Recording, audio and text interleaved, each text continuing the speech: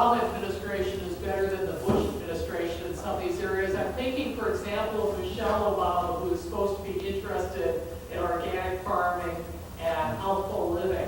If you see any glimmers of hope in ways we can reach the Obama administration.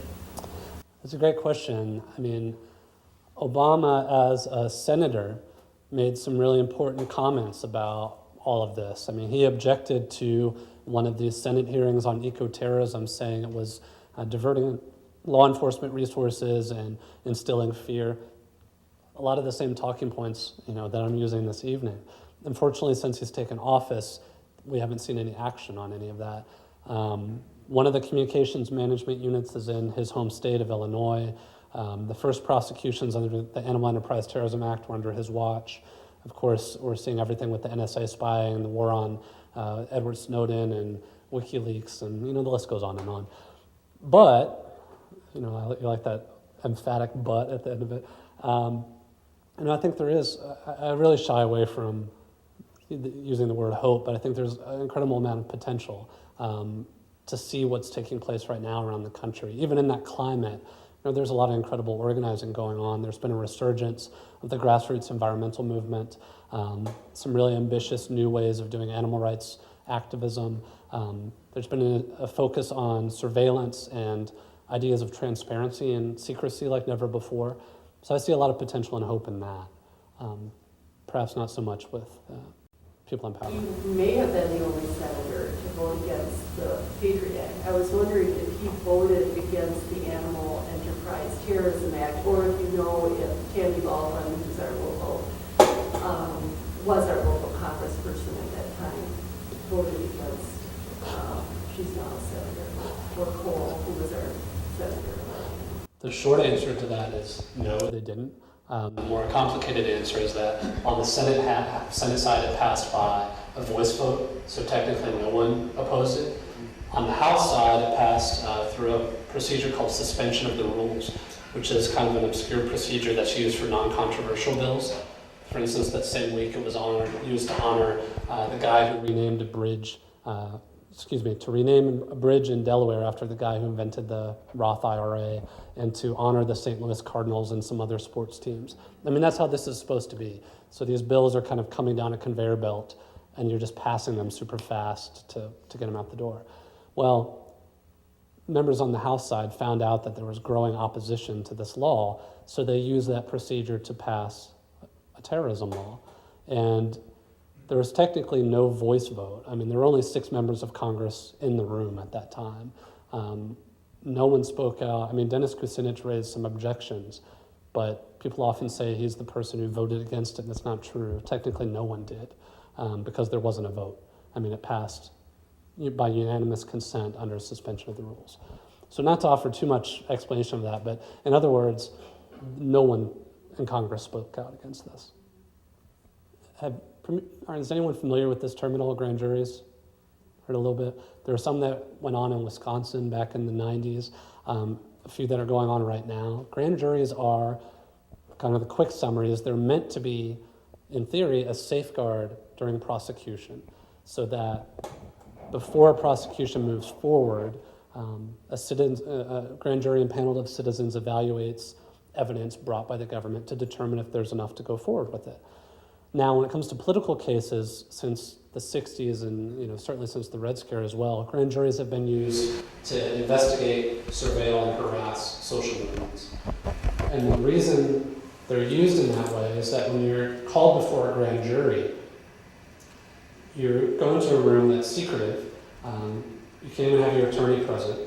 You have no First and Fourth and Fifth Amendment rights. If you're being asked questions, you have to answer them. And these questions are about, what do you believe? What do you know about this Will Potter guy who came to Madison? What do you know about Josh and everybody else here on campus? What do you think about that? What do you think about the Animal Liberation Front? All these type of things. And so if you refuse to talk about your politics and about your friends, you can face jail time. And you can be in prison for the full length of the grand jury, which is about 18 months. And there's a lot of this going on in the Pacific Northwest recently, targeting people who are perceived as anarchists. And again, now in New York, there's a guy named Jerry Koch who's in prison right now, in jail, for refusing to cooperate with the federal grand jury and refusing to talk about his activism and about his anarchist politics. So that's a very long way of saying, I think the way that it fits into it right now is it's part intimidation tactic and part what I would call social mapping. It's about getting bits of information wherever they can to try to piece together prosecutions. So the information that's obtained in a grand jury, it may be nothing. I mean, I won't use you and pick on you. What if I get called before a grand jury and I say, well, I remember so-and-so, we met at this event, and that's all it is. That may seem innocuous enough, but then that leads to an open investigation on you and you being in the front row here. You see what I mean? It goes on from there.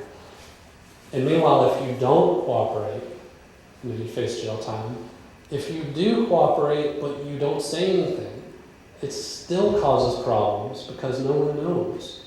I mean, are you all going to believe me when I go into the grand jury room and I say, well, I didn't offer information? There's no proof. It's secret. You see what I mean? It's kind of that fostering distrust. This sort of, as you're going along, I'm thinking about how the police forces throughout the country have been, do you remember what your is? And how potential for making some of us, or a lot of us, seem like terrorists are negative, and we are somehow in cahoots to do that.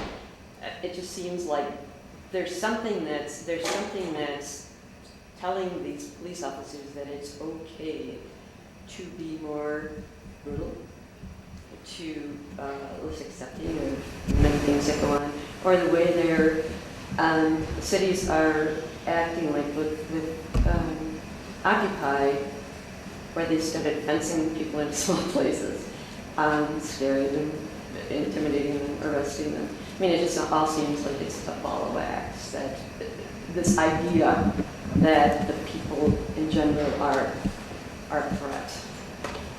I completely agree. I mean, I think there are kind of different sides of the same issues and tactics that are going on. I mean, at the same time, you have this militarization of the police that are taking cues from military, buying tanks, armor, all that kind of stuff. It's sending a message to people to think twice about protesting. But then at the same time, there's very clear messages being sent that if you choose other ways of being active, that you're going to be persecuted for that as well. I would argue that it's kind of hard to explain this dynamic as it's operated. I think part of it is instructions from top levels of law enforcement. We've seen evidence of that. Part of it is personal incentive. I mean, there is a career model in terrorism now that's been developed. One FBI agent I interviewed said, well, in the 80s it was the war on drugs, in the 90s it was gangs. Now it's terrorism. If you want to be successful, if you want to get ahead, you got to show you're making progress on this issue, right? So there's that. And I think a little bit more theoretical answer, but I think a really important one is kind of the nature of power, the nature of police, that when we give them this authority across the board, they seem incredibly eager to seize upon it and to get more about it. So I mean, in a lot of ways, what I'm putting forward, I don't see it as a left or liberal critique. I mean, in many ways, that's a very conservative argument, that when you give people power, they use that power. And when you give the government more power, it uses that power. When you give police more guns and toys, they use those toys and guns. And I think that's what we're seeing right now. So it's hard to say what one is the most important. I think it's all just kind of mixing together, like you said, and it's just feeding on itself. Can you talk a little bit about the origin of the Enterprise Terrorism Act, especially because I know that ALEC is meeting in D.C. this week, and one of its main models is this resolution against creative origin labeling on needed for the Civil War. Sure. The question was about the origin of the ALEC and the ACAC bills and the Enterprise Terrorism Act. Do you all know ALEC? Have you heard of this group before? That's kind of sort of. So the quick summary, if you don't, it's a corporate front group where corporations pay tens of thousands of dollars to be members, and they attend these conferences in which state lawmakers are also there, and the state lawmakers go off and go to Broadway shows and fancy dinners and have fun, and meanwhile the corporate reps draft new laws. literally. And then the state lawmakers take them home and introduce them and say, hey, we have this brand new bill that I'm really passionate about called the Animal Enterprise Terrorism Act. They introduce it and people have no idea that it actually came from corporations. Now, the federal law, that all happens at the state level. And the Animal Enterprise Terrorism Act is obviously a federal law. But there is a lot of overlap between the two. And in my work, I try to chart kind of the legislative history of all of this. And I think, back in the 80s is when these legislative attempts began. Then they began at the state level. And then it kind of moved on to the federal level, and they started introducing laws against, making property destruction terrorism or making it illegal to leaflet to kids at schools. All these attempts were made. And they got some progress, they got a couple laws passed, and then it went back to the states. And then ALEC came around in about 2003 with this model bill about animal and ecological terrorism. And it was really just a grab bag. I mean, it was everything they wanted. And these ALEC bills don't always get introduced in full. Most of the time they don't. But it's a wish list. So it had prohibitions against the filming of factory farms. It created a sex offender registry of protesters called an eco-terrorist watch list. It had prohibitions against civil disobedience as elevated crimes, all this kind of stuff. And I think that was really kind of a structural framework that these groups took to move forward. And I would argue these ag-gag bills are an outgrowth from that. I mean, there's direct coordination between all the ALEC members that we know of and these ag-gag laws. They're on all the same committees. I mean, they have ties to the industry as well. So I think that's kind of the short explanation to it. Now, I mean, I think there's a real risk of not only new ALEC laws being introduced at the state level, but with these groups not making the progress they want with the Animal Enterprise Terrorism Act, I think it's only a matter of time before new attempts are introduced to modify that too. Sure. Okay, so I know that in several states they have passed ag laws, and I know that recently they actually lost a couple where they tried to get them through. Can you talk about the tactics that the opponents have used against these laws and why they've been successful in actually not passing? Sure. So these ag-gag bills, a couple of years ago, they were introduced in 10 states and they passed in 3, in Iowa, Utah, and Missouri. And there already were versions of this on the books in a few more states dating back to the 80s. Last year, they were introduced in about 11 states, 11 or 12, and defeated in all of them. And I think the difference was the groups that were being targeted started fighting back. And they started the headlines like the ones I mentioned, using the power of this information and emphasizing to people that these corporations are trying to keep the public in the dark. This is really an issue about accountability, about transparency. It doesn't matter how you feel about animal rights or if you're vegan or not. This is an issue that affects everybody.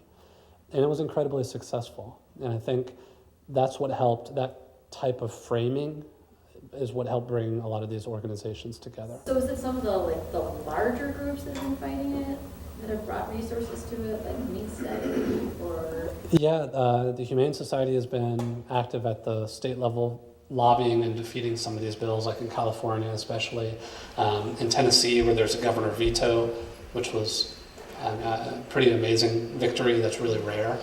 Also groups like Mercy for Animals. The Animal Legal Defense Fund has a lawsuit now challenging ag-gag in Utah, the first lawsuit of its kind. I'm one of the plaintiffs in that, so that's another avenue that's being pursued. The ASPCA, the Sierra Club, Greenpeace, they've all lent support in a variety of ways, but I think some of the most important players have been really the Humane Society. Can I ask one more? Sure, of course. Do you think there's anything that can be done about the actual overarching federal law? That's a tough question because, it's really difficult. The nature of Washington is that even before something's passed, like when something is introduced, the votes are already tallied and they shape their tactics accordingly. And after it's passed, it's already forgotten about. It's either claimed as a victory or a defeat, but nobody wants to do that. They just move forward. So it's really hard to shift the dialogue backwards. Right, unless you're trying to give health care to poor people, in which we clearly have to like shut down the government. But for civil liberties, whatever. So the issue now is, I mean, some progress is being made. There's attempts to work within like the American Bar Association. There's a resolution that's coming up any time now, considering the Animal Enterprise Terrorism Act and calling for a repeal. And there's some groups that are really active on this. One is called the Equal Justice Alliance. The ACLU is getting more interested. So, I mean, it's clearly where you have to go. I'm cautious because, even if that's repealed, there's going to be other attempts. And I don't mean to present this in kind of a fatalist way. I just mean to view all of this more holistically. So we have to educate about these tactics across the board. Whether or not the Animal Enterprise Terrorism Act is on the books, there are going to be other things coming down the pike. And so to me, it's really important to shut those down and kind of build a foundation. Sorry. Yeah, I'm thinking back, a decade ago when we had the beginnings of the War on Terror, and the Pentagon investigated something like 1,500 peace groups, activist groups, sort of the beginning of the criminalization of dissent. And I wonder how you relate that kind of activity and so forth to what you're fighting today. Is that part of the same cause, the criminalizing of dissent? Absolutely. And in fact, I would argue that I think we kind of view all of this culturally as having, a start and a finish. I mean, this is the kind of mythology we often create about these issues, is that the Red Scare started, the Red Scare ended. The, COINTELPRO during the 60s started and ended in the 70s with the Church Commission. And I think that's how we often talk about this. And I would argue, though, that this type of repression is really a constant, and it fluctuates based on the growth of social movements, how effective these groups are, but it's always there. And so, for instance, after September 11th, it certainly shot up quite a bit because there's this new climate of fear that could be exploited. But, I mean, these were tactics that were being used for a very long time against peace groups, anti-war groups, certainly against animal rights and environmentalists since the 80s.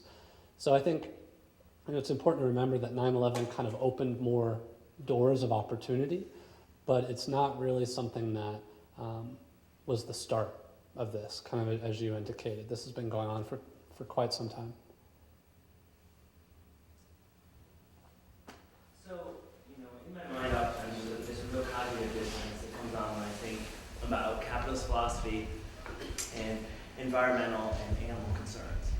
And so my question to you would be, is there a future where a capitalist economic structure can sustain while also meeting the goals of environmental and animal welfare considerations? No. That's So it's, interesting. I say that because, it's not something I usually, obviously my work is, I'm just kind of opining about my own, using my soapbox here, but my work is focused on very different issues. But I think what I've learned through my work is that part of the threat of these movements are the ones who refuse to be co-opted into that. So everyone's talking about going green right now, right? Everyone cares about animal issues. Everyone, I feel like I get run off the road by Hummers with environmental stickers. It's just like this caricature of itself, right? And I think there's a real push to emphasize that, it's okay to go green. We all love going green. We all love animals. Here's the right way to do it. And the right way is just buying more shit, right? It's buying whatever it is that's being put forward. That's the solution. And the people I'm talking about are ones, not just, the Earth Liberation Front, but above ground groups, the ones who are pushing past that critique and saying that's not enough. Yeah, we need to change what we're buying, but we also need to change the kind of structures that enable this. And those are the people that are on the front lines facing these tactics. So I answered no, because I think that's kind of an inherent characteristic of capitalism, that it's a system that's meant to be, it's meant to operate, to defend power, to defend the pursuit of profit against all others. That's the mission, that's the purpose, that's what corporations by law have to do. And I don't think we should be surprised when that's what they do. Now, I'm always hesitant to answer questions like this because I don't mean to say that there aren't avenues for resistance everywhere. I mean, if there's one thing I've learned in my work is how, not unstable, but how I lack sure footing in determining what tactics are the right one. Because, all of these things are being viewed as a threat in their own unique ways. So I think there are opportunities for resistance and change within these structures and also outside of them too. If I could just ask. Sure. Well, you actually already referred to it. My follow-up was going to be, how do you see the commodification of the green movement inhibiting true growth within, environmental and animal activist groups? I think the biggest danger of it is it's speaking to something that we all want to be true. I think we all want, one, to feel like we are good people and we're doing good things. And I think we all want to know that it's going to be okay. And I think the purpose of those kind of greenwashing campaigns is to say both of those things. That you're a good person by just doing X, Y, or Z, whatever minimal effort, and that we're going to be fine. And I'm not going to tell you, oh, you're not good people. We're all trying to do the best what we can, right? But the second part, we really don't know that right now. The ecological crisis we're facing, those types of superficial solutions just aren't going to cut it. That's not a radical critique anymore. That's coming from the most mainstream sectors right now, that we have to go beyond it. So I think the temptation is, to fall into that trap. And it takes a lot of courage in a lot of ways to face that and to move beyond it, knowing that we don't have the answers. We don't know what the solutions are, and even just kind of allowing all of those thoughts into ourselves is really dark. To be honest, right? It's like I don't know what to do. The reason I'm doing this is because I didn't know what else to do.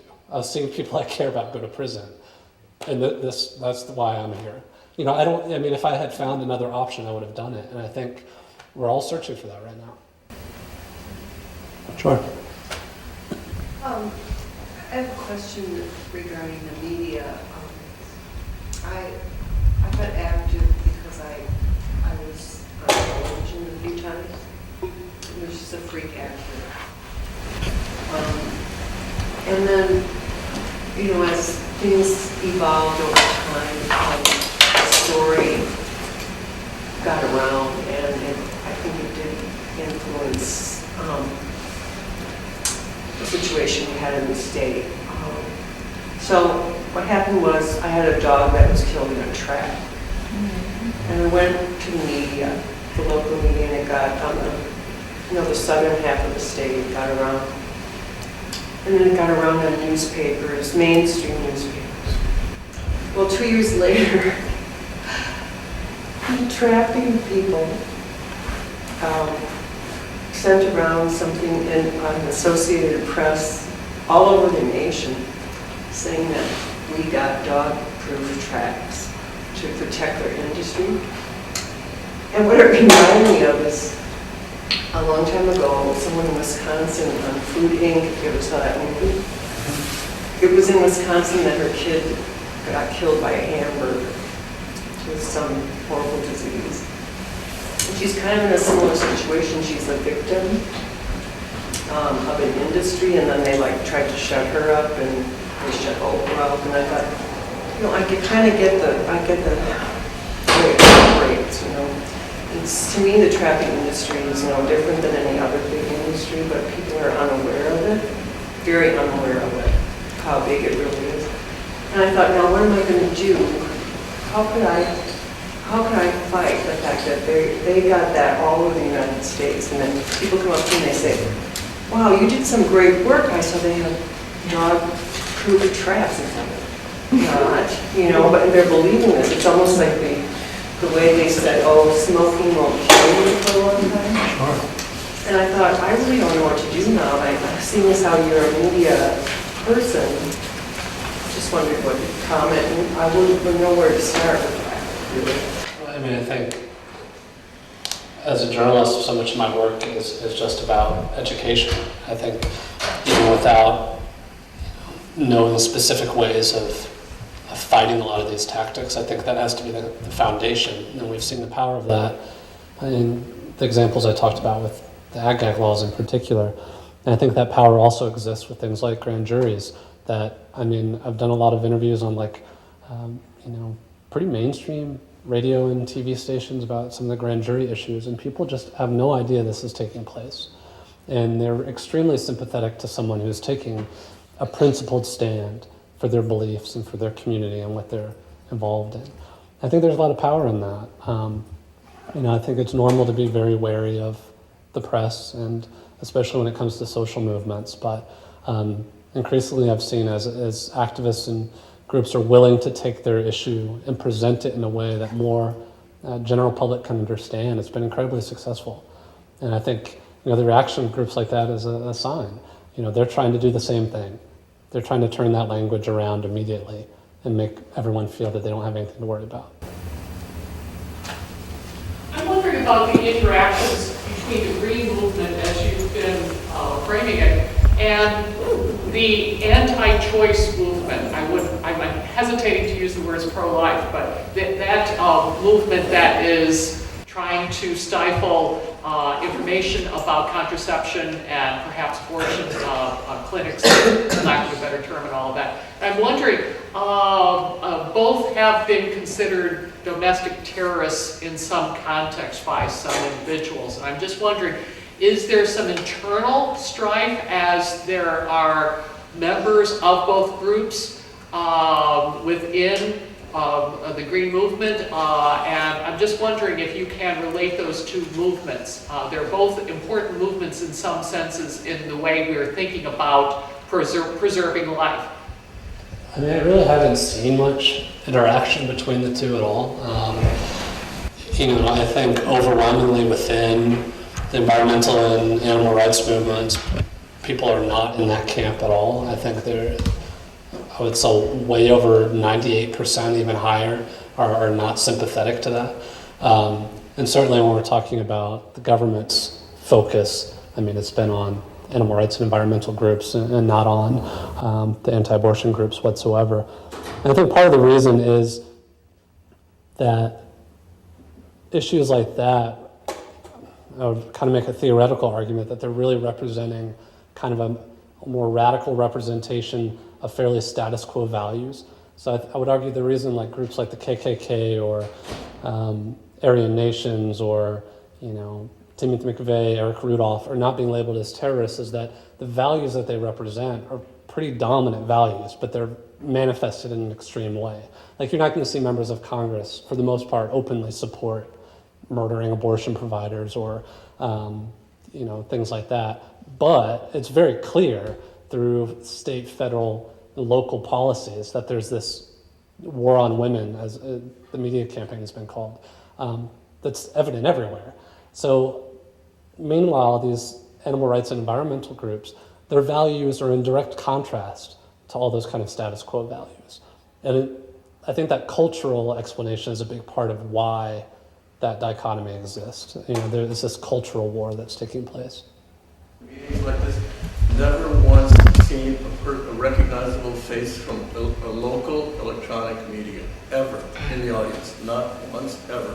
Is there anybody here from a local television station?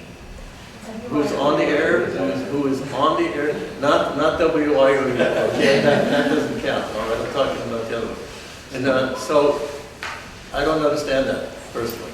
It boggles my mind. There's no curiosity, or is there a pressure not to come, or something like that.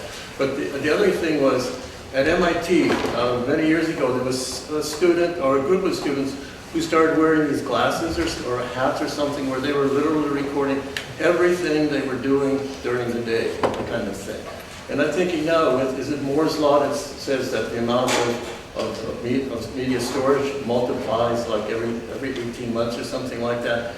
What happens if there are a lot of people, activists, and they're going to things which are definitely very peaceful, if they have that kind of an apparatus to record everything that you're seeing, and then not even record it on them, but broadcast to places of their choice, maybe even places they don't know, but out into cyberspace. So it's there, it's recorded. There's no question about what happens. The police say, well, they were starting a riot, something was going on like this. There's no question. There's all kinds of evidence, and it's everywhere.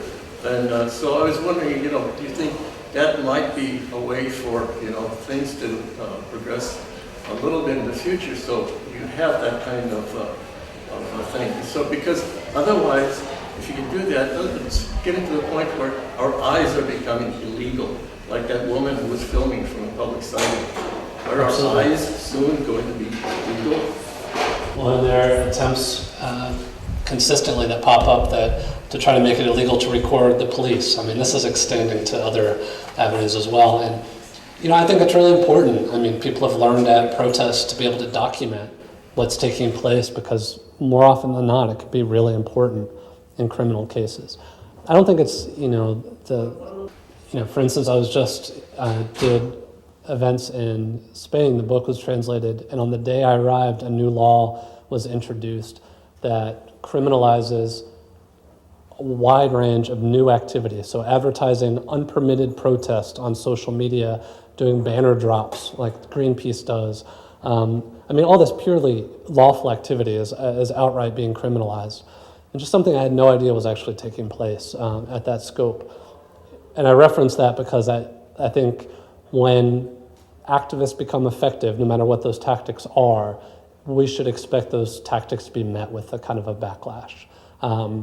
So I think there are some great ideas in what you said, but I kind of view all of these tactics with the understanding that we can't put all our vegan eggs in one basket, so to speak, that any emphasis on one tactic too much, I think puts a disproportionate crackdown on it as well. Just something to think about. Maybe in the back, and then. I think that's a great philosophical question. I don't really have a great answer to it, but I think it's something we need to ponder. Which is worse, criminalizing something or marginalizing something? Well, I think it's really interrelated concepts. During the Red Scare, both were taking place simultaneously, but that criminalization led to, in a lot of ways, the dismantling of the modern labor movement that had widespread public support at the time, and the marginalizing of those values. They just go back and forth so often. I think we're seeing the same thing today as well. On Sunday, from noon to 5 at the Wilmar Center, we've got this big free school event. We've got a bunch of different classes, and part of it is an ongoing discussion group. Thursdays, 6:30 at the Info Shop, Art of War for activists, and like applying Art of War to different protests or like general strikes, and hopefully also using it to plan and move forward with some actions. Thanks for advertising. I hope everyone checks out and supports the Info Shop, and also the groups involved in events like this on campus, because not only it supports that community in town, but also allows people like me to do my work, and it's really important to keep these issues going, so I hope everyone supports them. Talked about legal above ground activities, but you didn't talk a lot about some of what happened at UCLA, for example, where one of my colleagues' cars was firebombed, where another colleague had a Molotov cocktail at the neighbor's house, and activities that have not resulted in a human being injured right now, but are clearly meant to threaten and frighten people, including the home protests that occur very frequently at colleagues' houses at UCLA and Florida and other places. What are your views about that? And do you find those acceptable, or how do you think the community should respond to that? I think it's really telling that, for instance, during the hearing on the Animal Enterprise Terrorism Act, Michelle Basso from Wisconsin testified, and her testimony wasn't focused on any of those things. It was about attempts in town. I actually don't know if this place was ever built to build a museum for primates used in animal experimentation, and also people that were protesting in her neighborhood, and she had received unwanted magazine subscriptions. So although crimes like that have obviously taken place, I think they've been used to take such a spotlight as representative of this entire movement that I think is really disingenuous. I mean, I think those tactics are incredibly dangerous. A lot of them were very suspicious to me in California, personally, that there weren't any claims of responsibility by any of the underground groups that were involved. But there have been claims of responsibility by groups like the revolutionary cells and animal liberation groups and things like that. You know, I think it's really caused a lot of internal problems like this fracturing that I was talking about, because I think the vast majority of the movement doesn't support things like that at all. And it's tempting to want to go on the offensive and condemn them as being responsible for these heavy-handed tactics. But I think the argument I'm putting forward is that those tactics are really being used as a kind of a shield or a front to push an agenda that's attacking the entire movement itself. For instance, with these attempts to criminalize open records requests and to prohibit them, criminalizing undercover investigators. The tactics that were in some ways popping up in the late 90s, early 2000s, don't really happen anymore. I mean, we're not seeing this around the country. We're not seeing fire bombings. We're not seeing arsons by the Earth Liberation Front and Animal Liberation Front. There have been some mink releases out in here in Wisconsin, out west. For the most part, I think the movements have evolved quite a bit. And the groups that are being targeted, though, have nothing to do with that. What did you thought about home protests, though, where there are many, many chanting individuals chanting things about death, clearly intending to frighten the occupants of the home or their children? You know, I would disagree with that statement of clearly intending to frighten. I mean, I've interviewed a lot of people who've been involved in protests like that, and there's also been a lot of sociological research about the people who are engaging in this activity. And it's not intention to frighten. I mean, it's intention to put pressure on people in a way that they will actually care about it. As yelling at empty buildings or office buildings downtown, no one pays attention. But if you have a protest outside of someone's home, they have to care. And that's a lot of the reason why labor unions have used the exact same tactic. People protesting foreclosures and people being evicted out of their homes by the banks have had home protests at CEOs' homes. I mean, this isn't something that's isolated to the animal rights movement. But when it's happened with the animal rights movement, it's being used as, this is all about instilling fear, but at the same time, it's okay when labor activists do it, or it's okay when people protesting foreclosures do it.